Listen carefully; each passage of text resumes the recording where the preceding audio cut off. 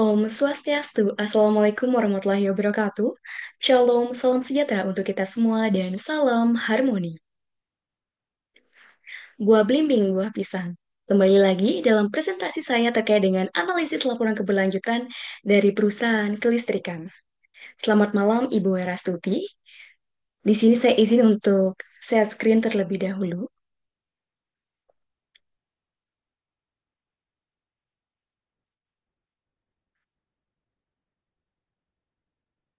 Baik. Perkenalkan, nama saya Ningyo Manswarini dengan NIM 2317051-029. Saya dari kelas 4C Akuntansi.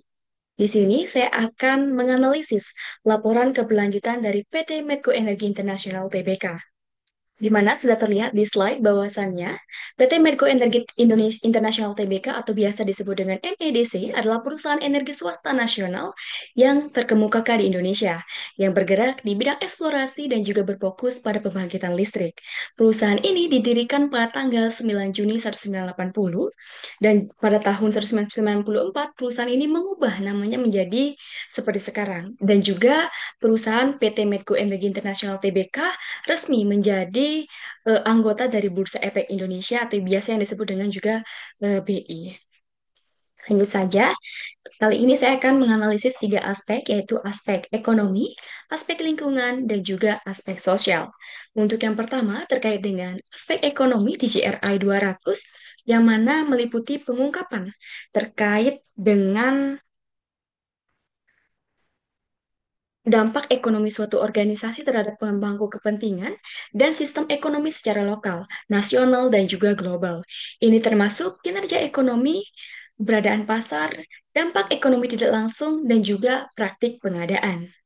Langsung saja kita memulainya di GRI 201 terkait dengan kinerja ekonomi 2016. Yang pertama, GRI 201-1, halaman 33, tepatnya terkait dengan nilai ekonomi langsung yang dihasilkan dan juga didistribusikan. Data menunjukkan bahwa selama periode 2021 hingga 2023, nilai ekonomi langsung yang dihasilkan pada tahun 2021 sebesar 1.261.224.118 Kemudian mengalami peningkatan pada tahun 2022 menjadi USD 2.351.844.595.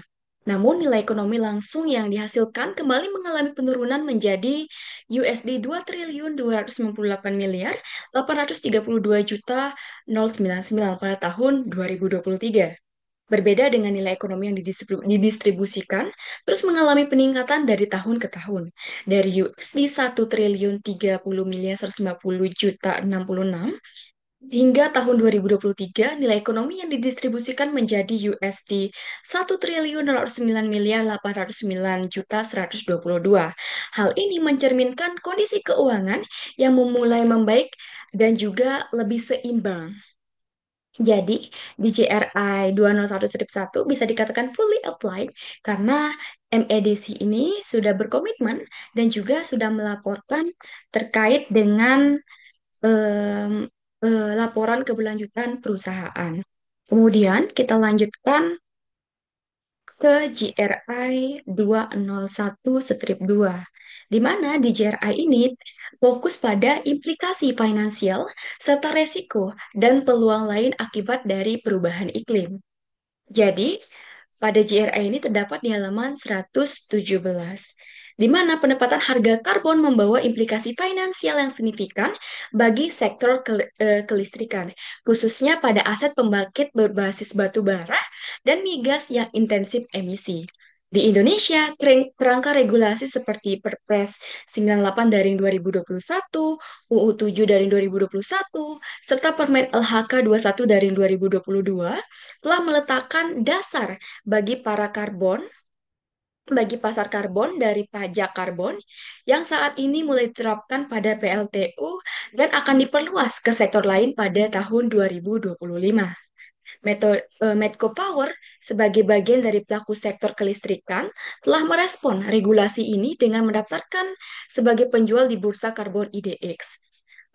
Hal ini tentu membuka peluang untuk monetisasi kredit karbon dari aset ramah lingkungan. Meski demikian, ketidakpastian pelaksanaan di sektor migas dan juga kelistrikan non-PLTU menciptakan risiko finansial. Jadi, secara konservatif diperkirakan mencapai hingga USD 11,7 juta berdasarkan emisi GRK tahun 2023. Di Thailand, proses regulasi serupa telah berlangsung melalui Climate Change Law yang akan memperkuat kanan kebijakan di tingkat regional. Dengan pendekatan skenario terburuk, perusahaan berupaya meminimalkan melalui efisiensi operasional dan pengembangan energi rendah karbon guna menjaga keberlanjutan bisnis kelistrikan di tengah perubahan iklim. Jadi GRI 201-2 bisa dikategorikan fully applied karena MEDC ini sudah berkomitmen dan juga sudah melaporkan terkait dengan implikasi finansial serta risiko peluang lain akibat perubahan iklim dalam laporan keberlanjutan yang dibuat oleh perusahaan. Selanjutnya, di GRI 201-3 terkait dengan kewajiban program pensiun manfaat pasti dan program pensiun lainnya dikategorikan not applied karena perusahaan tidak menginformasikan karena tidak ada laporan keberlanjutan terkait dengan GRI 201-3 ini. Selanjutnya, di GRI 201-4 terkait dengan bantuan finansial yang diterima dari pemerintah berada di halaman 75 di mana dalam laporan keberlanjutan perusahaan tidak disebutkan secara eksplisit mengenai jumlah atau bentuk bantuan finansial langsung yang diterima perusahaan. Hal ini menekankan pentingnya transparansi dalam interaksi dengan pemerintah. Mengingat sektor tempat perusahaan beroperasi tunduk pada pengawasan ketat dan juga memiliki potensi resiko etika yang tinggi. Langkah-langkah yang diambil seperti sistem pelaporan transaksi dengan pejabat pemerintah, kepatuhan hukum anti korupsi, serta edukasi internal terkait etika dan transparansi, hal ini mencerminkan komitmen terhadap prinsip-prinsip GRI 201-4. Hal ini diperkuat oleh partisipasi aktif perusahaan dalam AETE atau Extractive Industries Transparency Initiative Indonesia. Dengan demikian, meskipun laporan ini tidak mengungkapkan nilai nominal bantuan, pendekatan tata kelola yang diterapkan menunjukkan kepatuhan terhadap prinsip transparansi, keuangan, dan juga peningkatan akuntabilitas perusahaan dalam operasional yang melibatkan pemerintah itu sendiri. Jadi, di GRI 201-4 bisa dikategorikan fully applied karena MEDC ini sudah berkomitmen dan juga sudah melaporkan terkait dengan bantuan finansial yang diterima dari pemerintah dalam laporan keberlanjutan yang dibuat oleh perusahaan. Selanjutnya, kita langsung bergeser menuju ke GRI 202 terkait dengan keberadaan pasar 2016. Jadi yang pertama di GRI 201-1 halaman 170 tepatnya terkait dengan rasio standar upah karyawan pemula berdasarkan jenis kelamin terhadap upah minimum regional. Perusahaan menunjukkan komitmen terhadap praktik remunerasi yang adil dan juga inklusif dengan menetapkan gaji minimum bagi pekerja tetap punah waktu 14% lebih tinggi dari upah minimum provinsi ataupun UMP DKI Jakarta pada tahun 2023. Hal ini mencerminkan kebijakan kompensasi yang progresif yang tidak hanya memenuhi ketentuan hukum tetapi juga memberikan nilai lebih kepada pekerja sejak awal masa kerja. Selain itu, kebijakan manajemen karir menjamin kesetaraan upah untuk posisi yang sama tanpa memandang gender, yang berarti rasio standar upah karyawan pemula laki-laki maupun perempuan adalah setara terhadap UPMP.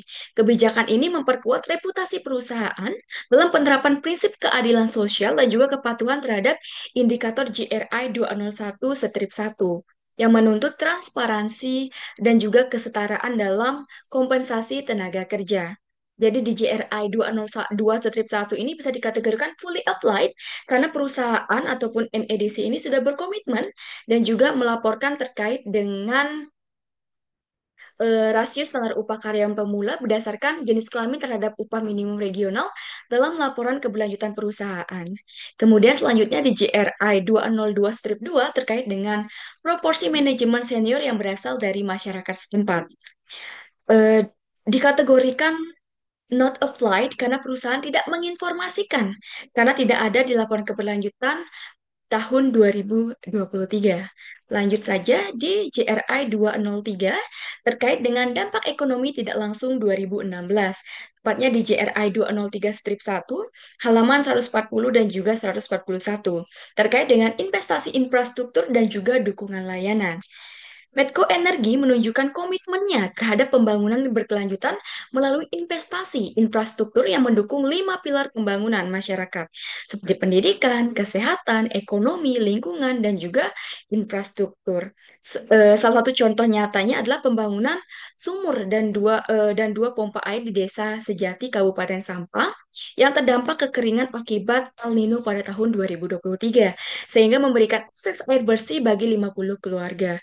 Selama 3 tahun terakhir, dukungan infrastruktur mencapai USD 1.031.951 pada tahun 2021 dan juga USD 905.129 pada 2022 dan USD 406.286 pada tahun 2023.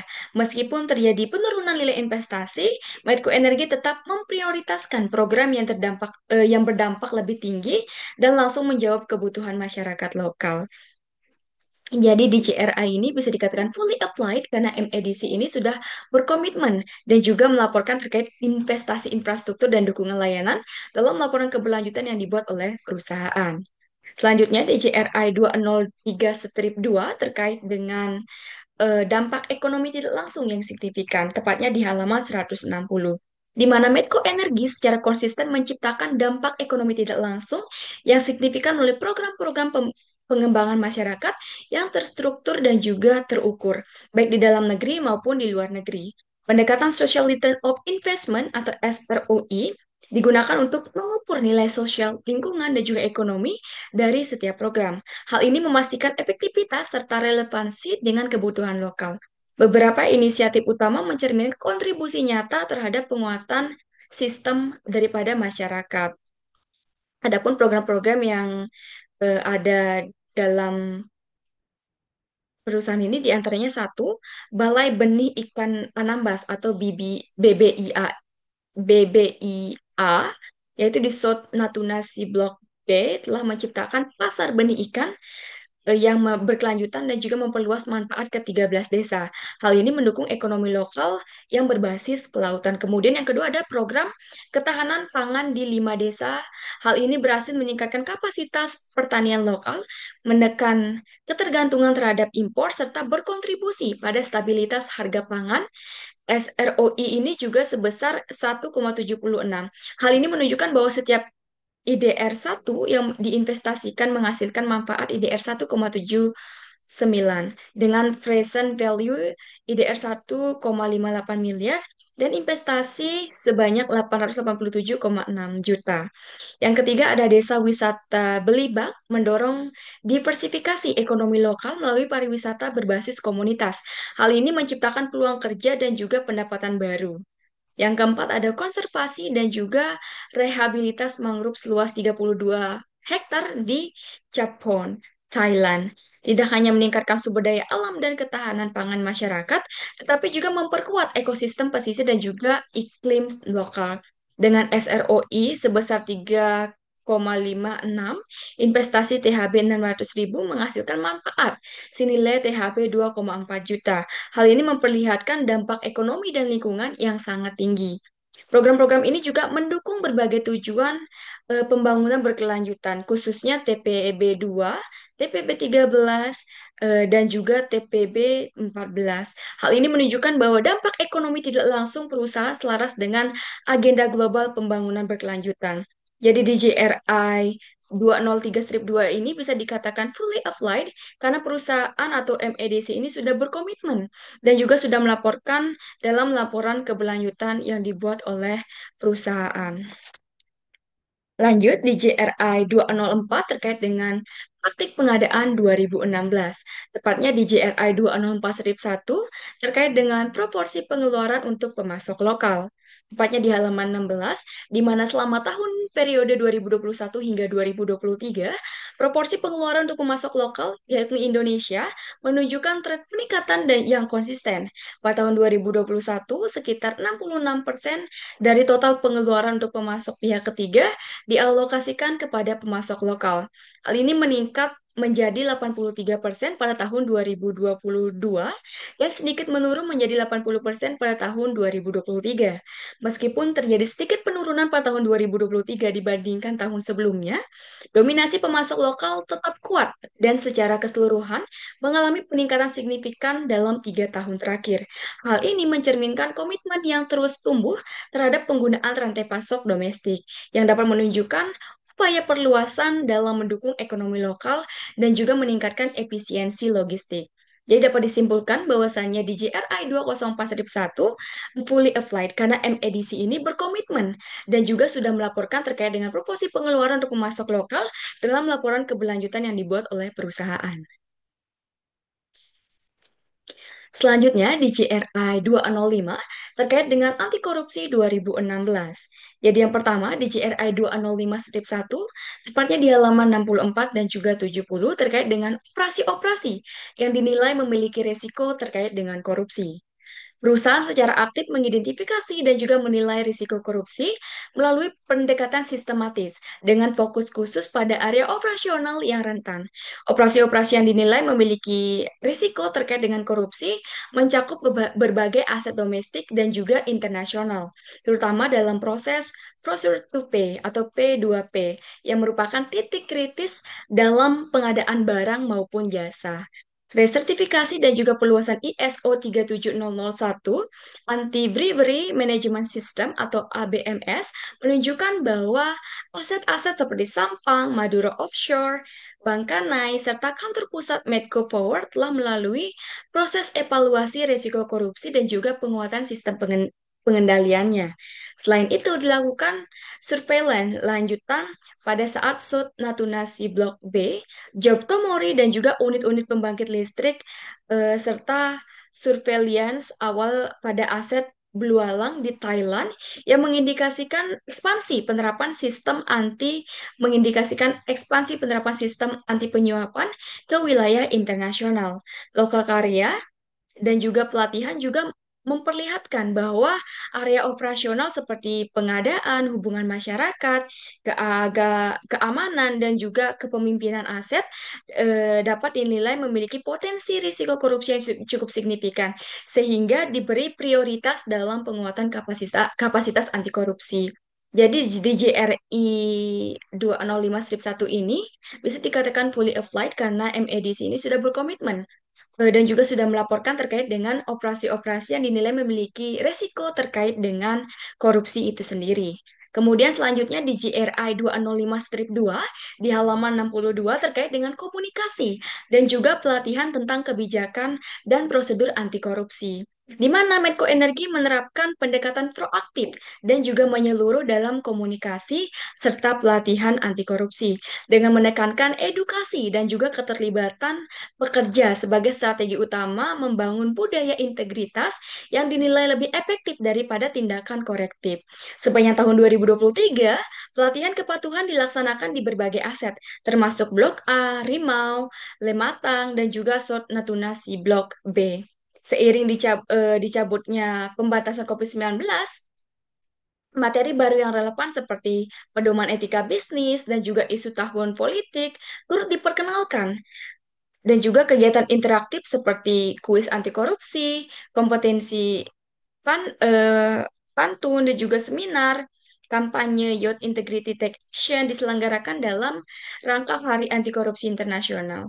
Selain hal tersebut, pelatihan etika virtual untuk 669 pekerja memperluas cakupan edukasi hingga ke mitra kerja dengan fokus pada risiko pengaruh tidak semestinya benturan kepentingan dan juga etika di lingkungan digital.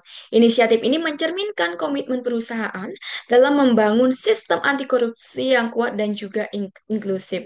Jadi dapat disimpulkan bahwasanya di JRI 205-2 ini dikategorikan fully applied karena MEDC berkomitmen dan juga melaporkan terkait dengan komunikasi dan pelatihan tentang kebijakan dan prosedur anti korupsi dalam laporan keberlanjutan yang dibuat oleh perusahaan. Kemudian yang ketiga di JRI 205-3 halaman 69 terkait dengan insiden korupsi yang terbukti dan juga tindakan yang diambil. Pada tahun 2023, perusahaan menerima 63 laporan melalui saluran whistleblowing, menurun dari 73 laporan pada tahun sebelumnya, yang mengindikasikan adanya potensi perbaikan dalam pengendalian internal ataupun meningkatkan budaya kepatuhan.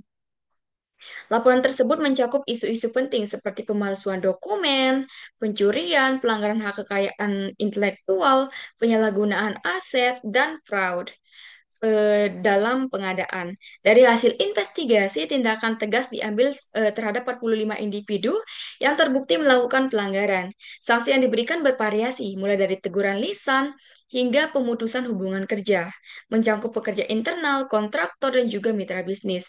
Hal ini menunjukkan bahwa Medco Energi menerapkan prinsip zero tolerance terhadap korupsi, serta memastikan bahwa setiap pelanggaran ditindaklanjuti secara adil dan juga proporsional sesuai dengan tingkat pelanggarannya. Pendekatan ini juga memperkuat sistem integritas dan juga akuntabilitas di seluruh rantai bisnis perusahaan.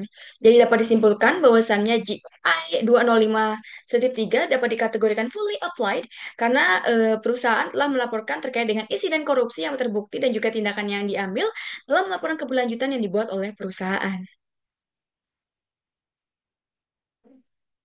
Langsung saja kita lanjut ke GRI 206 terkait dengan perilaku anti persaingan 2016.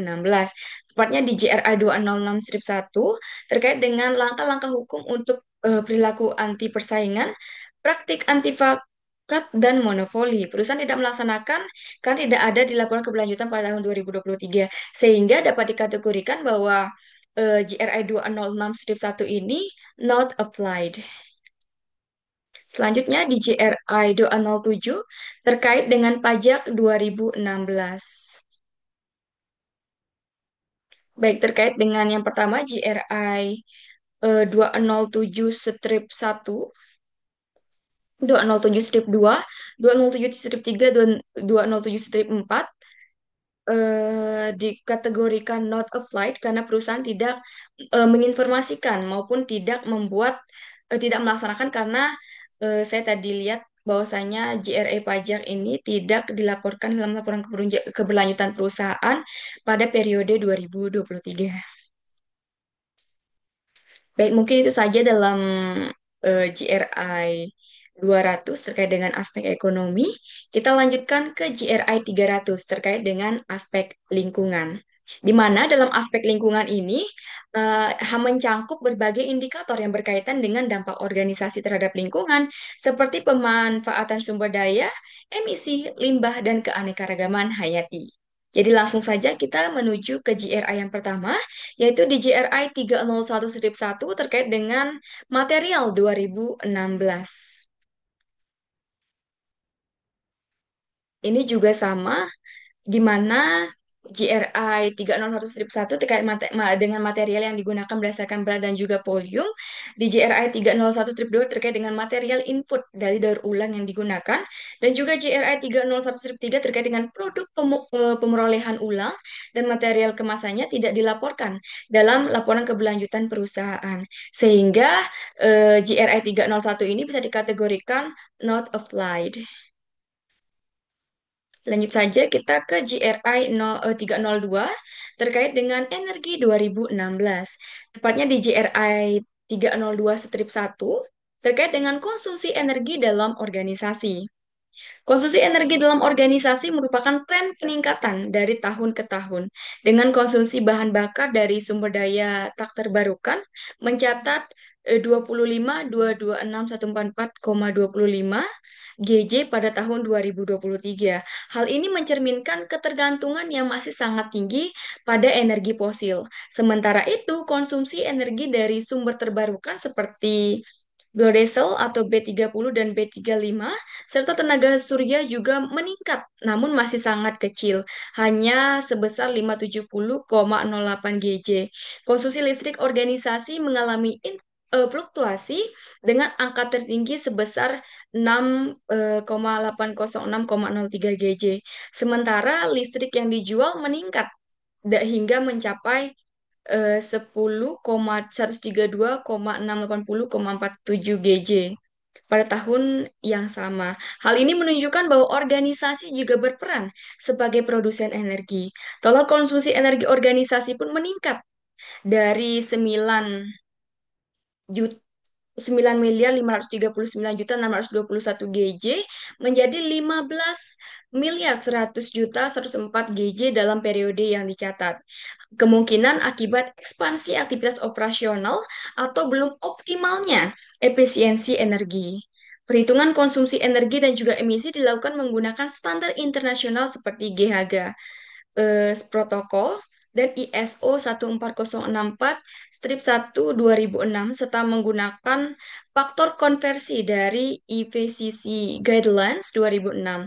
Secara keseluruhan, meskipun ada upaya penggunaan energi terbarukan dan juga pelaporan yang transparan, organisasi masih menghadapi tantangan besar dalam mengurangi ketergantungan terhadap energi fosil dan meningkatkan proporsi energi bersih secara signifikan. Jadi dapat dikategorikan bahwasanya di JRI 302-1 terkait dengan konsumsi energi dalam organisasi dikatakan fully applied karena perusahaan telah melaporkan dalam laporan keberlanjutan. Selanjutnya di JRI 302-2 di halaman 63 terkait dengan konsumsi energi di luar organisasi yang mana eh, dikategorikan not applied karena perusahaan tidak melaksanakan dan juga tidak melaporkan dalam laporan keberlanjutan pada periode 2023. Selanjutnya, di JRI 302 terkait dengan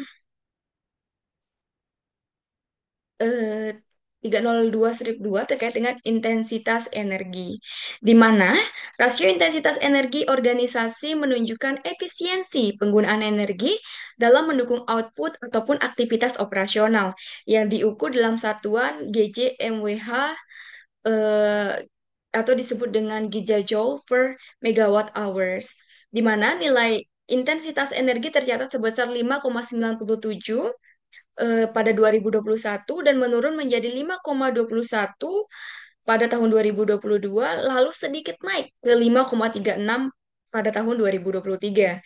Jadi secara umum terjadi perbaikan efisiensi dari tahun pertama ke tahun kedua. Dari tahun kedua, meskipun terdapat sedikit penurunan efisiensi di tahun berikutnya.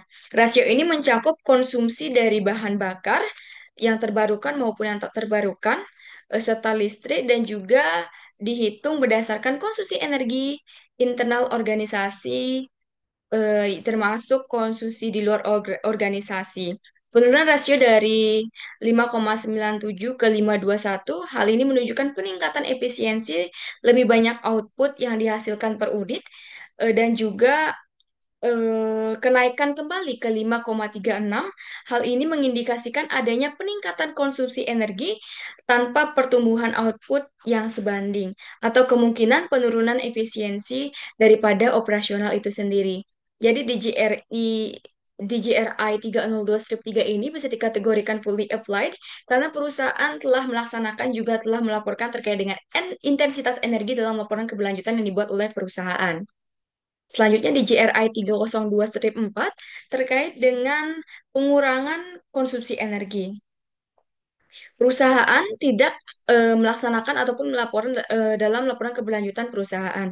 Jadi dapat dikategorikan fully applied. Begitu juga di JRI 302-5 dikategorikan not applied karena perusahaan tidak melaporkan terkait dengan pengurangan pada energi yang dibutuhkan untuk produk dan juga jasa. Lanjut saja kita ke JRI 303 terkait dengan air dan effluent 2018. Ini juga sama di mana di JRI 303-1 sampai dengan JRI 303-5 dikategorikan not flight karena perusahaan tidak melaksanakan dan juga perusahaan tidak melaporkan dalam laporan keberlanjutan yang dibuat dalam periode 2023. Selanjutnya, Di JRI 304 terkait dengan keanekaragaman hayati 2016, tepatnya di JRI 304-1, JRI 304-2, JRI 304-3, dan JRI 304-4 dikategorikan not of flight karena perusahaan tidak melaporkan dalam laporan keberlanjutan yang dibuat oleh perusahaan dalam periode 2023. Selanjutnya di JRI 305 terkait dengan emisi 2016, tepatnya yang pertama di JRI 305-1 di halaman 20 terkait dengan emisi GRA cakupan satu langsung. Di mana emisi GRA cakupan satu langsung dalam organisasi menunjukkan peningkatan dari tahun ke tahun. Total emisi tercatat sebesar 857.807 pada tahun pertama yaitu tahun 2021 meningkat menjadi 1.365, mohon maaf, 1.365.141 pada tahun 2022 dan terus naik menjadi 1.416.624 pada tahun 2023.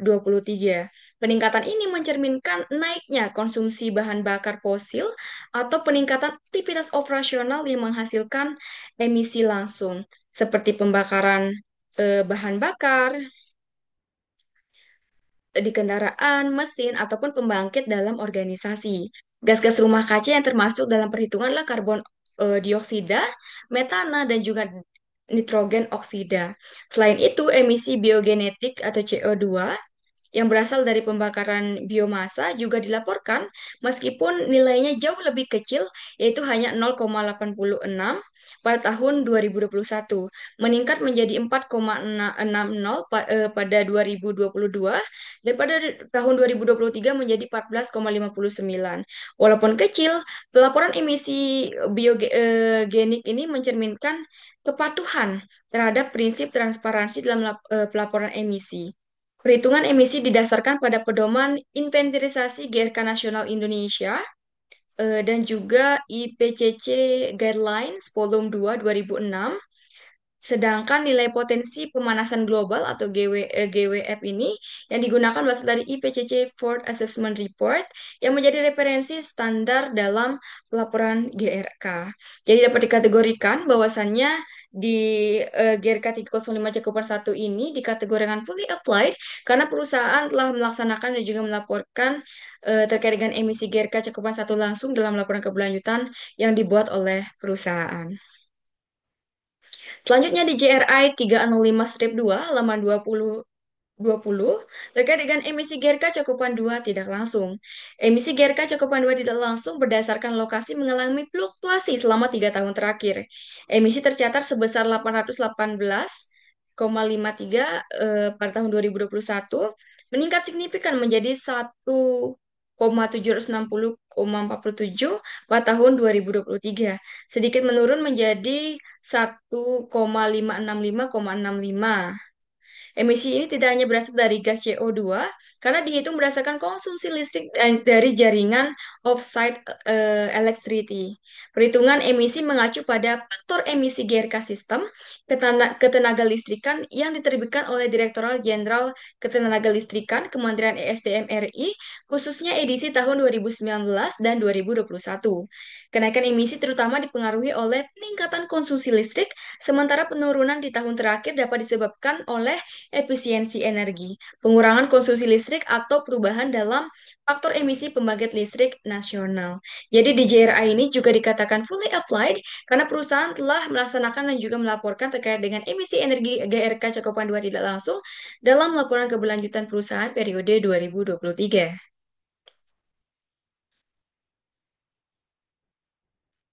Selanjutnya, di JRI 305-3 terkait dengan GRK cakupan 3 tidak langsung lainnya, informasi tidak tersedia atau tidak lengkap. Perusahaan berencana mengungkapkan cakupan 3 pada tahun 2025 mendatang. Jadi dapat disimpulkan bahwasanya di JRI 305 strip ini, 5 ini, mohon maaf, strip 3 ini bisa dikatakan not a flight karena perusahaan belum melaksanakan. Selanjutnya di JRI 305 strip 4 terkait dengan intensitas emisi GRK, di mana rasio intensitas emisi GRK menunjukkan jumlah emisi gas rumah kaca per satuan output energi dalam satuan apa nih ya? CO2 per megawatt jam. Untuk cakupan satu emisi langsung, rasio ini menurun dari 0,54 menjadi 0,49, kemudian sedikit naik menjadi 0,50. Hal ini mencerminkan upaya efisiensi yang membaik di awal, namun mengalami sedikit penurunan kinerja di tahun berikutnya. Untuk cakupan satu dan cakupan 2, trennya serupa yaitu dari 0,54 ke 0,50, lalu stabil di 0,50. Hal ini menandakan bahwa penambahan energi emisi listrik cakupan 2 tidak secara signifikan mengubah rasio secara keseluruhan. Perhitungan ini mencakup gas-gas utama penyumbang efek rumah kaca yaitu CO2, CH4 dan juga N2O dengan sumber emisi berasal dari kegiatan langsung cakupan satu serta konsumsi energi listrik cakupan 2. Rasio ini merupakan indikator penting efisiensi karbon organisasi dan juga penurunan rasio dari tahun ke tahun menunjukkan peningkatan efektivitas dalam mengelola emisi relatif terhadap output dari energi. Jadi dapat disimpulkan bahwasannya DJRR 305-4 ini fully applied karena perusahaan telah melaksanakan dan juga melaporan dalam laporan keberlanjutan periode 2023. Selanjutnya, di JRI 305-5 dikategorikan not applied karena perusahaan tidak melaporkan dalam laporan keberlanjutan tahun 2023. Langsung saja kita ke GRI 305-6 dikategorikan juga not applied karena perusahaan tidak melaporkan dalam laporan keberlanjutan perusahaan periode 2023. Selanjutnya di JRI 305-7 halaman 21 terkait dengan nitrogen oksida, belerang oksida, dan emisi udara signifikan lainnya.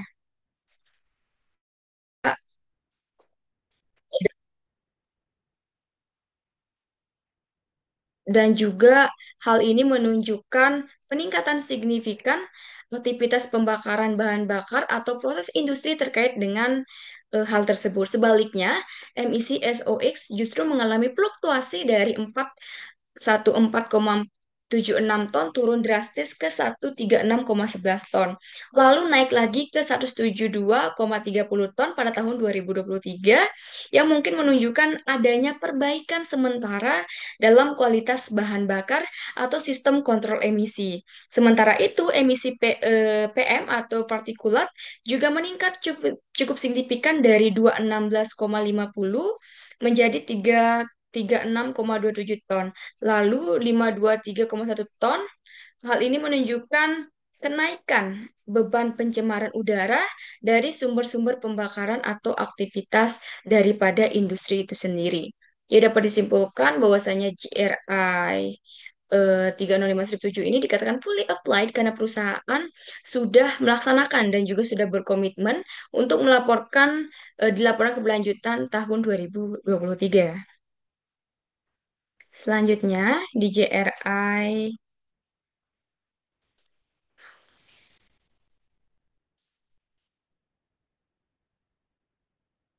306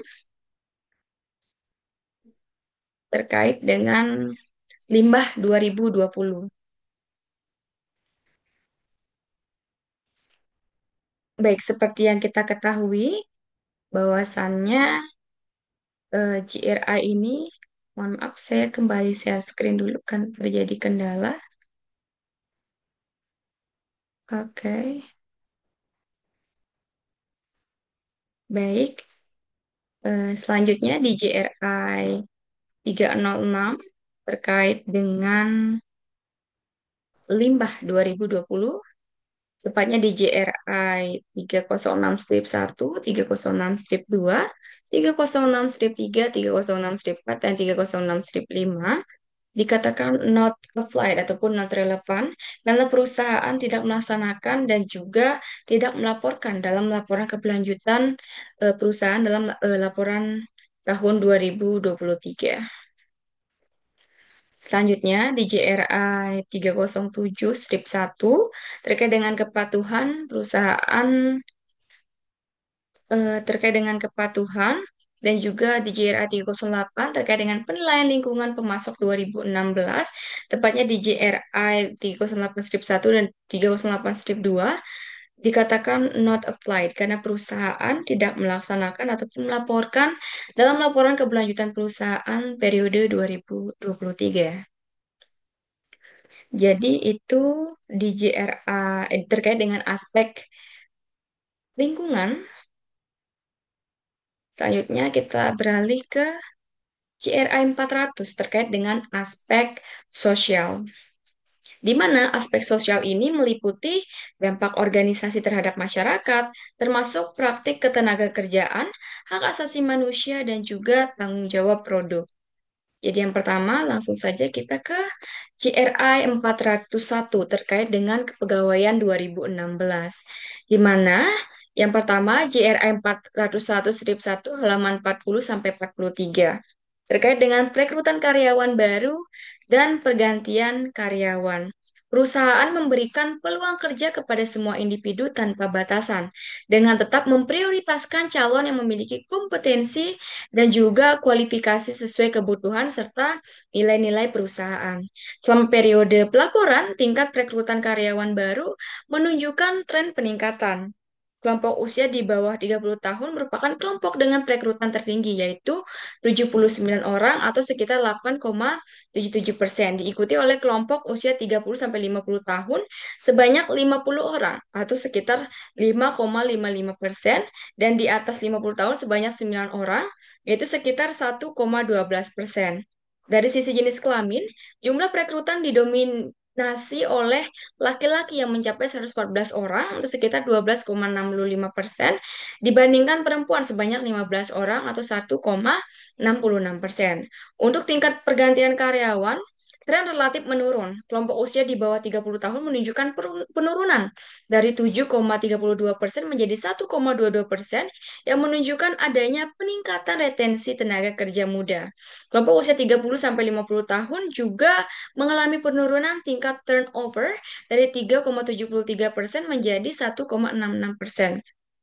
Sedangkan di atas 50 tahun dari 0,67% ke 0,78%. Hal ini relatif stabil. Pola ini mengindikasikan perbaikan dalam pengelolaan karyawan atau kepuasan kerja yang meningkat. Hal ini menunjukkan adanya ketimpangan gender dalam perekrutan, serta fokus utama organisasi terhadap tenaga kerja yang masih muda. Jadi JRI 401-4 ini bisa dikategorikan fully applied karena perusahaan telah melaksanakan dan juga melaporkan terkait dengan perekrutan karyawan dan pergantian karyawan dalam laporan keberlanjutan perusahaan. Selanjutnya, di JRI 401-2 terkait dengan tunjangan yang diberikan kepada karyawan purna waktu yang tidak diberikan kepada karyawan pada kurun waktu tertentu ataupun paruh waktu. Tepatnya di halaman 44. Jadi selama periode 2021 hingga 2023, organisasi secara konsisten menyediakan 3 jenis program kesejahteraan utama untuk karyawan itu tunjangan rest, relax, emergency loan, dan juga program pensiun. Jadi yang pertama, tunjangan rest and relax diberikan kepada konsisten oleh Medco Power Indonesia dan juga Medco Geothermal Sarula selama 3 tahun berturut-turut. Kemudian yang kedua ada emergency loan diberikan oleh Medco Power Indonesia, Tanjung Jati B, dan Energi Listrik Batam sejak tahun 2021 hingga tahun 2022 dan juga diperluas pada tahun 2023 dengan menambahkan Medgo Right Power Riau mencerminkan perluasan dukungan finansial darurat bagi karyawan. Kemudian yang ketiga ada program pensiun. Awalnya hanya disebut sebagai program pensiun pada tahun 2021, kemudian mulai pada tahun 2022 disebut sebagai lebih spesifik sebagai dana pensiun lembaga keuangan atau DPLK. Program ini mencangkup Medco Power Indonesia, Tanjung Jati B, Mitra Energi Batam, Dali Energi Batam, dan juga Medco Geothermal Saurula. Hal ini menunjukkan konsistensi dan juga kapasitas jangka panjang terhadap pelindungan hari tua karyawan. Sehingga di JRI 401-2 ini dikategorikan fully applied karena perusahaan telah melaksanakan dan juga melaporkan laporan dalam laporan keberlanjutan periode 2023. Selanjutnya, di JRI 401-3, tepatnya di halaman 45, itu terkait dengan cuti melahirkan. Dalam laporan hanya disajikan data total jumlah karyawan yang mengambil cuti melahirkan dan berdasarkan referensi yang ada dan saya dapatkan bahwasannya cuti melahirkan di Medco Energi biasanya mengikuti peraturan yang berlaku di Indonesia, yaitu karyawan perempuan berhak mendapatkan cuti melahirkan selama 3 bulan penuh dengan gaji penuh dan tambah 2 bulan jika dibutuhkan dengan tetap mendapatkan gaji.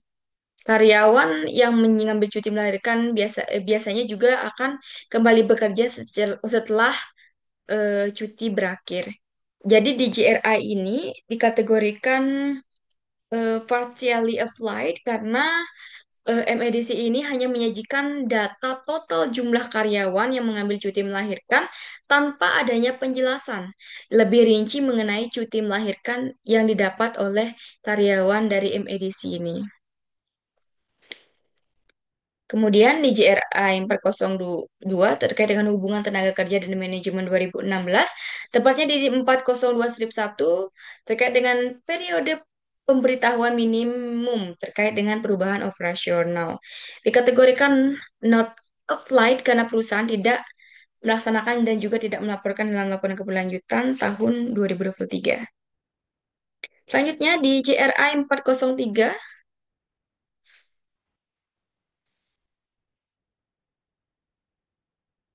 403-1 hingga 403-8 dan juga strip 10 dikategorikan not applied karena perusahaan tidak melaporkan dalam laporan keberlanjutan yang dibuat oleh perusahaan itu sendiri.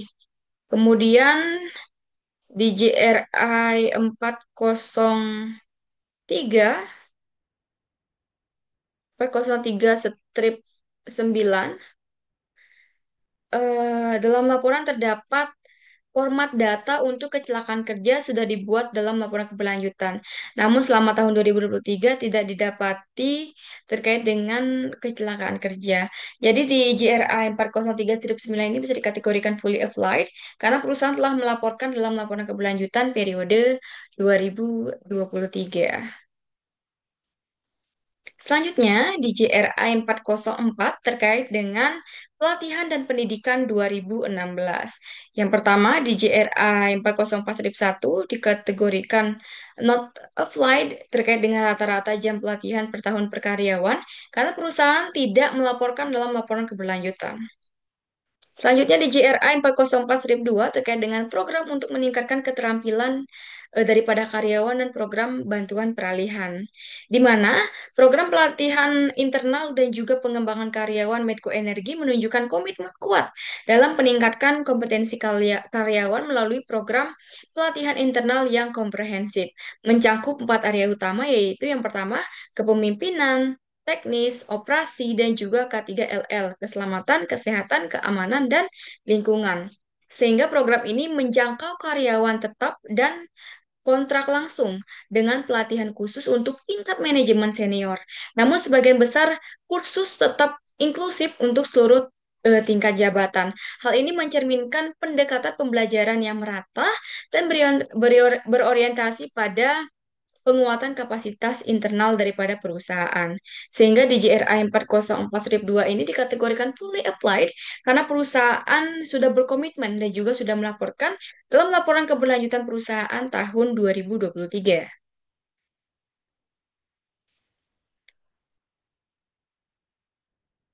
Kemudian yang kedua juga ada program bantuan pendidikan, Employee Education Assistant, di mana Medco Energi juga mendukung yang namanya pendidikan formal karyawan tetap melalui program bantuan pendidikan untuk memperoleh gelar sarjana atau magister. Program ini menunjukkan investasi jangka panjang perusahaan terhadap pengembangan intelektual karyawan dengan kriteria seleksi berbasis masa depan minimal 3 tahun dan kinerja kerja good selama 3 tahun terakhir. Hal ini mendorong budaya kerja berprestasi sekaligus memberikan peluang pengembangan pribadi dan juga profesional. Yang ketiga, ada juga program bantuan transisi karir atau prapensiun. Hal ini untuk memastikan keberlanjutan kapasitas kerja dan juga manajemen akhir. Medco Energi menyediakan program prapensiun bagi karyawan tetap yang mendekati masa pensiun, khususnya bagi mereka yang berusia 51 tahun ke atas. Program ini bertujuan untuk mendampingi proses transisi secara psikolog dan juga finansial, serta mendorong kesiapan menghadapi kehidupan pasca kerja. Rincian program ini mengikuti Perjanjian Kerja Bersama atau PKB, menunjukkan adanya peraturan yang disepakati bersama antara manajemen dan juga pekerja. Jadi sekali lagi saya ulangi bahwasannya GRI ini dikatakan fully applied karena perusahaan telah berkomitmen dan juga sudah melaporkannya dalam laporan keberlanjutan periode 2023. Untuk selanjutnya, di JRI 404-3 terkait dengan persentase karyawan yang menerima tinjauan rutin terhadap kinerja dan juga pengembangan karir. Berdasarkan data yang ada dari tahun 2023, Medco Energi menunjukkan tingkat pelaksanakan tinjauan rutin kinerja dan juga pengembangan karir yang sangat tinggi di seluruh kelompok masyarakat. Berdasarkan jenis kelamin yaitu sebanyak 98,27%, karyawan laki-laki dan juga 96,72% karyawan perempuan telah menerima tinjauan rutin. Hal ini mencerminkan kesetaraan yang relatif baik meskipun ada sedikit kesenjangan yang bisa ditingkatkan lebih lanjut untuk memastikan perlakuan yang sepenuhnya setara. Dari sisi kategori jabatan, tingkat tinjauan tertinggi terdapat pada kelompok superintendent dan supervisor, yaitu sebanyak 99,48%, diikuti oleh staf sebanyak 97,87%, senior manager 96,92%, dan manajer sebanyak 96,65%. Yang paling rendah adalah kelompok senior vice president atau SPF dan Vice President dengan 78,95%, yang disebabkan oleh posisi strategis yang mungkin memiliki mekanisme evaluasi yang berbeda atau tidak terjadwal secara rutin seperti level operasional lainnya. Hal ini menunjukkan bahwa perusahaan memiliki sistem evaluasi kinerja yang merata dan tertanam di tingkat operasional hingga manajemen menengah. Namun perlu ditingkatkan di level eksekutif agar kesinambungan, pengembangan, dan juga akuntabilitas tetap terjaga di seluruh jenjang daripada organisasi. Jadi dapat disimpulkan bahwasanya di GRI ini juga fully applied karena perusahaan telah melaporkan dan juga telah melaksanakan sesuai dengan GRI. Selanjutnya, di GRI 405 terkait dengan keanekaragaman dan juga peluang setara 2016. Tepatnya di GRI 405-1 terkait dengan keanekaragaman Badan Tata Kelola dan Karyawan. Komposisi karyawan sektor ketenaga listrikan masih didominasi oleh laki-laki dengan proporsi stabil di kisaran 87%, sementara perempuan hanya sekitar 12,2% atau 12,76% selama 3 tahun terakhir. Keanekaragaman berdasarkan usia distribusi usia menunjukkan mayoritas karyawan berada pada usia produktif yaitu 30 sampai 50 tahun, yaitu sekitar 65 sampai 68%. Kelompok usia di bawah 30 tahun berkontribusi antara 21,56 hingga 24,31%. Hal ini mencerminkan adanya regenerasi tenaga kerja yang cukup baik. Sementara itu, kelompok usia di atas 50 tahun stabil di sekitar 10,2%. Hal ini juga menunjukkan keberadaan tenaga kerja senior dengan pengalaman panjang yang tetap dipertahankan. Meskipun data khusus tentang keanekaragaman dalam Badan Tata Kelola tidak dicantumkan. Tren dalam tenaga kerja yang didapat mencerminkan tantangan serupa dalam tingkat kepemimpinan dan juga pengambilan keputusan. Biasanya proporsi perempuan dan kelompok usia muda lebih rendah dalam tata kelola. Oleh karena itu, penting bagi perusahaan untuk mendorong keragaman gender dan juga usia dalam dewan dan juga manajemen guna memastikan representasi perspektif yang lebih luas dalam pengambilan keputusan strategis untuk perusahaan itu sendiri. Jadi di GRI ini juga dikategorikan fully applied karena perusahaan telah melaksanakan dan juga telah melaporkan dalam laporan keberlanjutan perusahaan tahun 2023. Selanjutnya di JRI 405-2 dikatakan not applied karena perusahaan tidak melaporkan dalam laporan keberlanjutan terkait dengan rasio gaji pokok dan juga remunerasi perempuan dibanding laki-laki. Selanjutnya, JJRI 406-1 terkait dengan insiden diskriminasi dan juga tindakan perbaikan yang dilakukan dikategorikan not applied ataupun not relevant karena perusahaan tidak melaksanakan dan juga tidak melaporkan dalam laporan keberlanjutan periode tahun 2023. Selanjutnya di GRI 407-1 terkait dengan operasi dan pemasok di mana hak atas kebebasan berserikat dan juga perundingan kolektif mungkin beresiko, di mana dikategorikan not applied karena perusahaan tidak melaksanakan dan juga tidak melaporkan dalam laporan keberlanjutan yang dibuat oleh perusahaan itu sendiri. Kemudian sama juga di 408 terkait tepatnya di 408-1 terkait dengan operasi dan juga pemasok yang beresiko signifikan terhadap insiden pekerjaan. Nah, perusahaan tidak melaporkan dalam laporan keberlanjutan. Selanjutnya di GRI 409-1 terkait dengan operasi dan pemasok yang berisiko signifikan terhadap insiden kerja paksa atau wajib kerja, perusahaan tidak melaporkan dalam laporan keberlanjutan sehingga dikategorikan not applied. Langsung saja kita lanjut di JRM 410 terkait dengan praktik keamanan 2016. Tepatnya di JRM 410-1, halaman 34, terkait dengan petugas keamanan yang dilatih mengenai kebijakan ataupun prosedur hak asasi manusia. Persentase petugas keamanan yang telah menerima pelatihan resmi dalam kebijakan organisasi tentang hak asasi manusia atau prosedur spesifik dan juga penerapannya pada keamanan adalah 100%. Jadi, di GRI 410 ini dikategorikan fully applied karena perusahaan telah berkomitmen dan juga sudah melaporkan dalam laporan keberlanjutan yang dibuat oleh perusahaan. Selanjutnya di GRI part 11 terkait dengan hak masyarakat adat 2016, perusahaan tidak melaporkan, jadi dikategorikan not applied. Selanjutnya di GRI 412, khususnya di GRI 412-1, 412-2, dan 412-3 dikategorikan not applied karena perusahaan tidak melaksanakan dan juga tidak melaporkan dalam laporan keberlanjutan periode 2023. Selanjutnya di JRI 413 terkait masyarakat setempat 2016. Yang pertama itu JRI 413-1 di halaman 27 terkait dengan operasi dengan keterlibatan masyarakat lokal, penilaian dampak dan juga program pengembangan. Medco Energi menunjukkan peningkatan signifikan dalam melaksanakan operasi yang melibatkan masyarakat lokal, penilaian dampak serta program pengembangan pada tahun 2021. Keterlibatan ini mencakup 83,33% dari total operasi, meningkat menjadi 91,67% pada tahun 2022 dan mencapai 100% pada tahun 2023. Tentu hal ini menunjukkan komitmen penuh terhadap tanggung jawab sosial dan juga keberlanjutan. Pendekatan yang digunakan mencakup berbagai aspek penting seperti penilaian dampak sosial berbasis partisipatif, termasuk pertimbangan gender, penilaian, dan juga pemantauan lingkungan secara berkelanjutan, serta pengungkapan hasil penilaian secara publik. Medco Energi juga menjalankan program pengembangan masyarakat berbasis kebutuhan lokal, rencana keterlibatan pemangku kepentingan, dan juga pembentukan komite konsultatif masyarakat serta forum pekerja untuk menangani dampak operasional perusahaan. Selain itu, perusahaan juga menyediakan prosedur formal penyelesaian keluhan untuk memperkuat transparansi dan juga akuntabilitas dari perusahaan itu sendiri.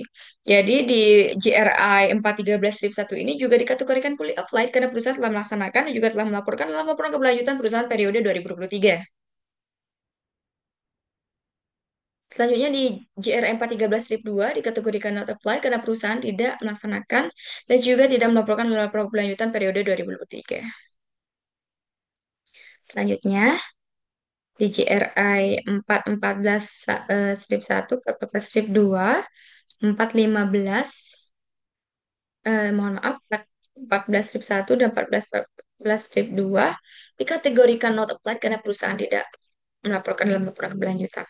Langsung saja kita ke 415, di mana kebijakan publik 2016. GRI 415 strip 1 terkait dengan kontribusi politik. Medco Energi tidak mendukung partai politik apapun dan tidak memberikan kontribusi atau sumbangan kepada partai politik ataupun organisasi afiliasi dimanapun Medco Energi beroperasi. Sehingga di JRI 415 dikategorikan fully applied karena perusahaan telah melaksanakan dan juga karena perusahaan telah menginformasikan dan juga melaporkan kebijakan publik 2016 dalam laporan keberlanjutan periode 2023. Selanjutnya, di JRI 416 strip 1, 416 strip 2, 417 strip 1, 417 strip 2, 417 strip 3, 418 strip 1, 419 strip 1, semua dikategorikan not applied karena perusahaan tidak melaksanakan ataupun tidak melaporkan dalam laporan keberlanjutan periode tahun 2023. Baik, mungkin itu saja yang dapat saya paparkan terkait dengan aspek sosial. Jadi dari keseluruhan yang saya jabarkan dapat disimpulkan bahwasannya tanggung jawab sosial perusahaan ataupun yang sering disebut dengan corporate social responsibility di PT Medco Energi Internasional Tbk merupakan bagian strategis dari operasional perusahaan, bukan hanya sebagai kewajiban formal, tetapi juga sebagai investasi jangka panjang untuk menciptakan nilai bersama antara perusahaan dan juga masyarakat. Corporate social responsibility berperan penting dalam membangun hubungan yang harmonis dengan komunitas lokal, terutama di wilayah beroperasi, guna menciptakan dukungan sosial yang kuat terhadap keberlangsungan usaha daripada PT Medco Energi Internasional Tbk. Jadi sekian yang dapat saya paparkan terkait dengan hasil analisis saya yang sudah saya analisis. Terima kasih saya ucapkan kepada dosen Dr. Desak Nyoman Sriwirasuti SE AKMSI. Sekian yang dapat saya paparkan. Om Santi, Santi, Santi Om. Wassalamualaikum warahmatullahi wabarakatuh. Shalom, salam sejahtera untuk kita semua dan salam harmoni.